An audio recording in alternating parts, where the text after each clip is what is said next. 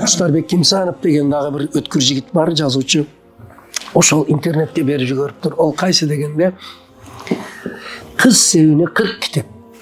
Эрлан дагы айтып жүрөт. Кыз севине 40 китеп деп. Бу септи бергенде баары буюмдарды китайский бере. Мен айтып атам.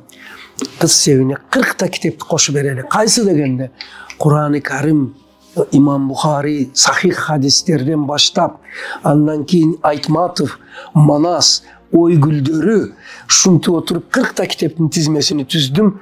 Bizde zam gubernatör Çınara degen var, Osmanlılar bular körgön. Kapırgay, en sonun sumuş eken, men başlap bereyim dep kızını kuyöge bergende 5000 so'mga sandık alıptır. Oşo sandıkka 40 ta kitapты salıp вечер күнү kuyöge menen alıp çıkıp ortada tapşırdı. Manamday жаңы жөрөлгөнү biz başladık. Şunu selerge ulant kılakla kalırsa. Üylөнгөнүңөрдө, Xudo kalasa kelinçeğiңер менен үй бүлөңөрдө kitepтерди көбөйткүлө. Kitep okugan adamdын бая мен мени көрсөттүм ha. Мышление башкача болот. А бул мынтип иштеп алгандан кийин ол